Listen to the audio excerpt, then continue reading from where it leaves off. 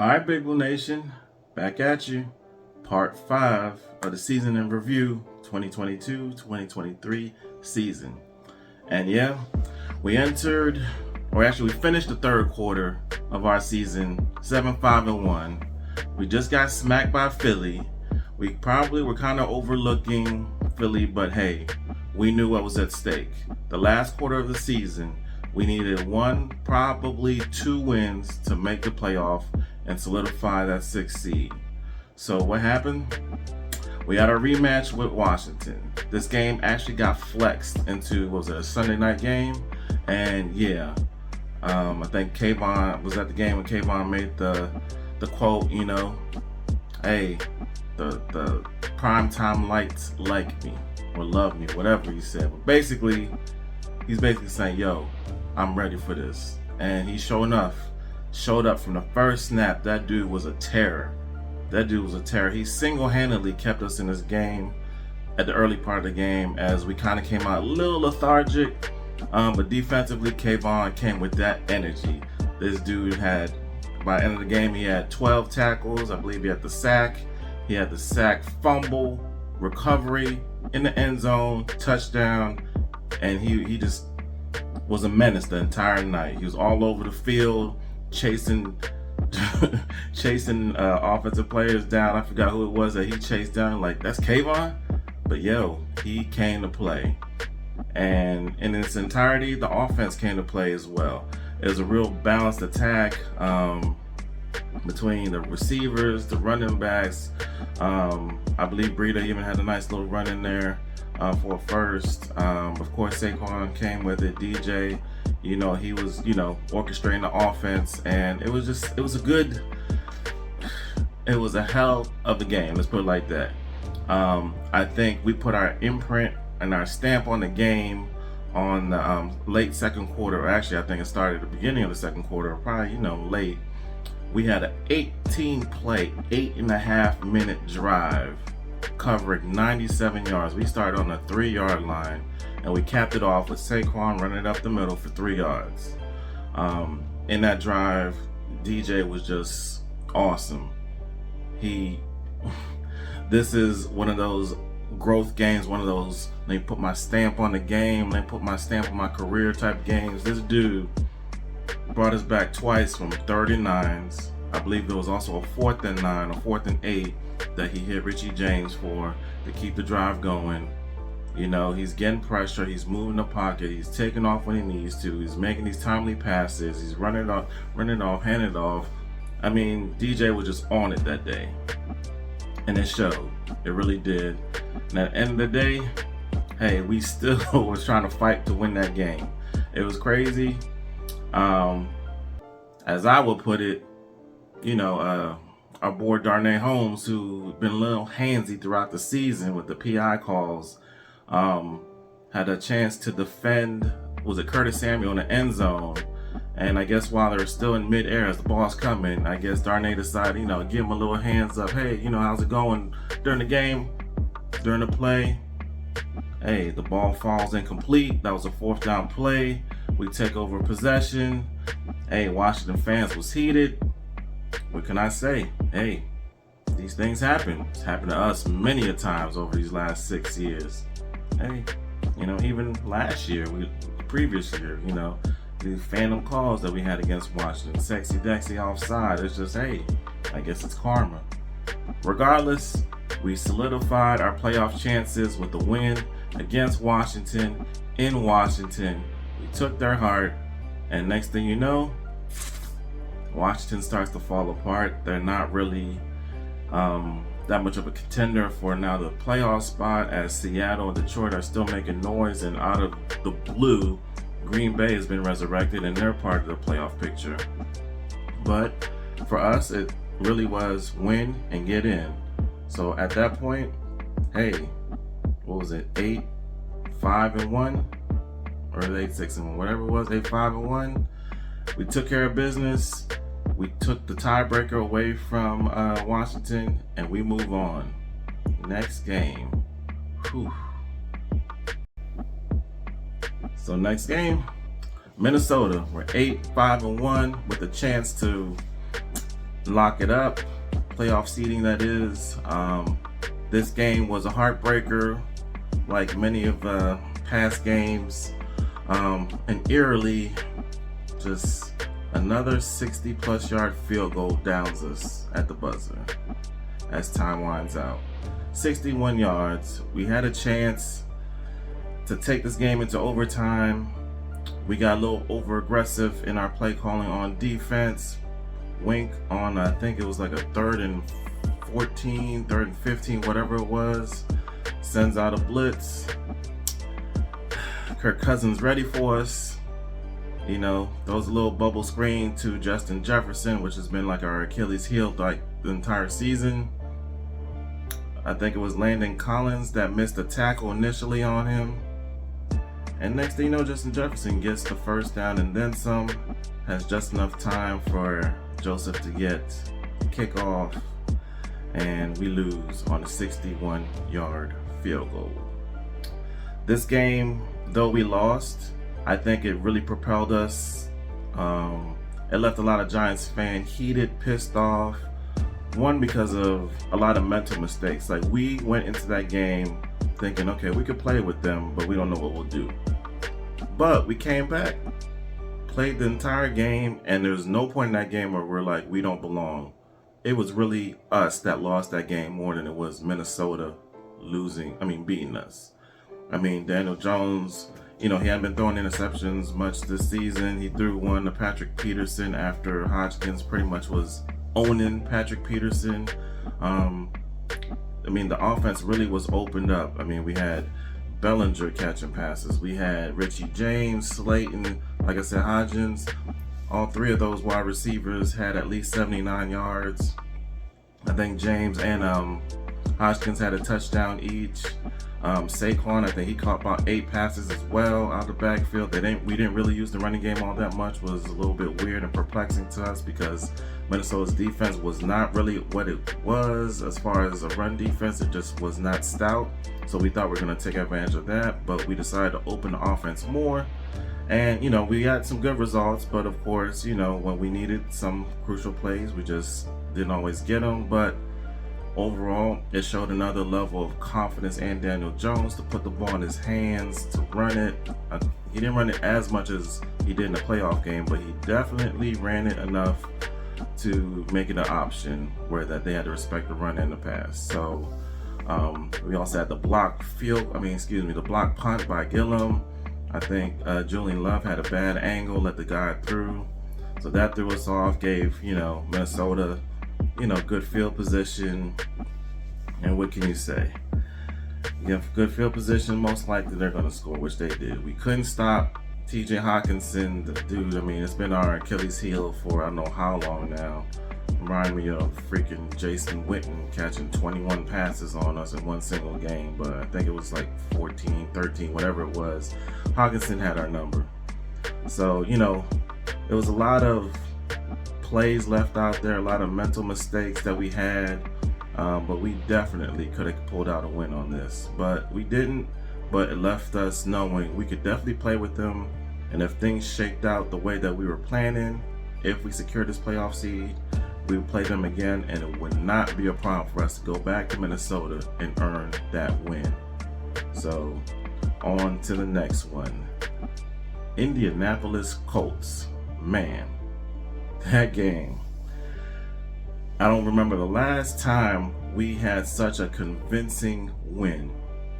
I don't remember the last time we won by more than a touchdown or 2 touchdowns. Final score, I do recall, was 38-10. This game really wasn't a game up until I think Indianapolis actually went up early 3-0, and then I think we just went ham. It was the reincarnation of Landon Collins. He had the little pick 6. Nick Foles dropped back, threw the little out route to whoever it was, and Landon Collins knew it. He saw it. He had practiced it. He knew it was coming, sat on it, took it to the house, and crowd went crazy. I went crazy. We all was going crazy at that point. We also had Kayvon Thibodeau coming off the right edge, and obliterating Nick Foles. Like, left that dude hurt, of course, but I mean untouched. And you know how fast, and you know the speed that he comes off the edge, that torque, man. He hit Nick Foles on the ground, clutching in pain. Kayvon not really paying attention. I really do believe he was not paying attention. He started doing his little snow angels, not realizing that I believe Nick Foles' ribs was injured, whatever it was, but he was out for the game. So, hey, you know, it was bad optics, but hey, should have protected the quarterback more. So, between that, who else it was? Sexy Dexy, right up the middle. Pushed that pocket. It was one-on-one with him and Quentin Nelson, you know, a Giants fan, you know, growing up. Quentin Nelson, you know, a lot of people, you know, were thinking maybe we should go Quentin Nelson instead of Saquon, or if there was a way to get both at some point, trade back.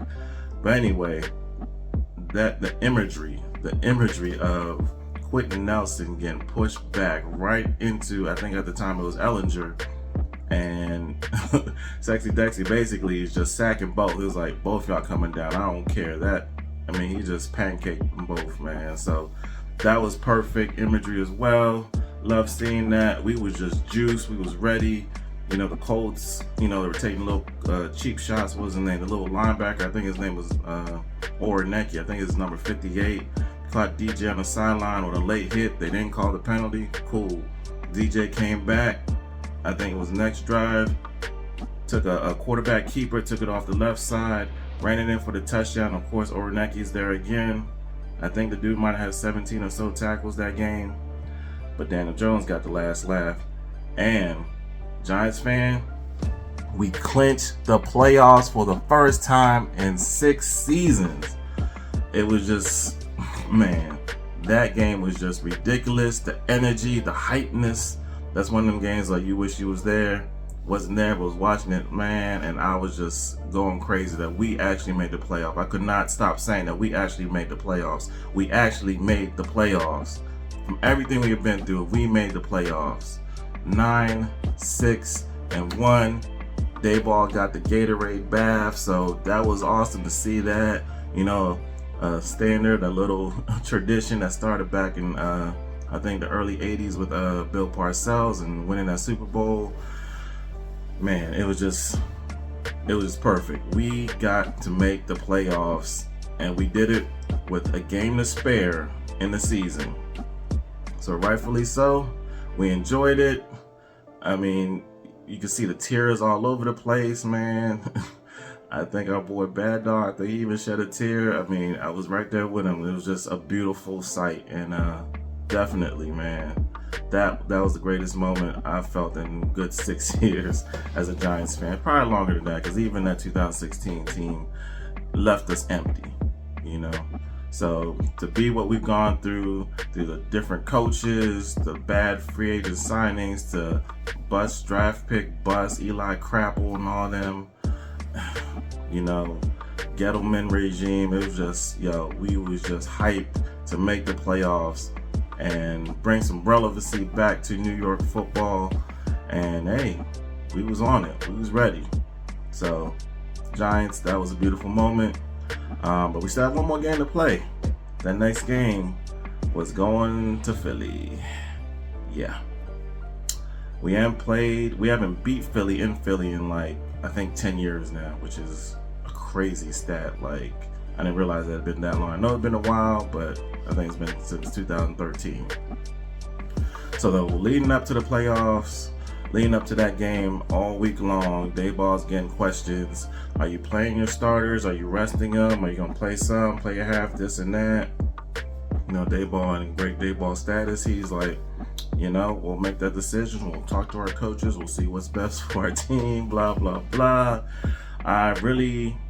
I wasn't sure which way he was going to lean, honestly. I didn't know if he wanted to keep the momentum. But keeping in mind, we are the Giants, and that injury bug is never that far behind where we're standing.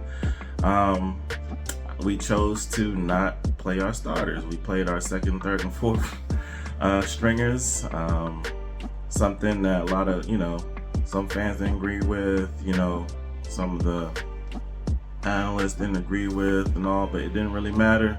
It was Dayball's decision. He figured, look, if we can get this team a little bit more healthy, we definitely have a strong shot in the playoffs. So we decided to rest. We even bypassed Tyrod Taylor just in case, because you know he's injury prone. I mean, he's like the Anthony Davis of the NFL. So yeah, we went into Philly. You know, they went up, I think it was 19-0.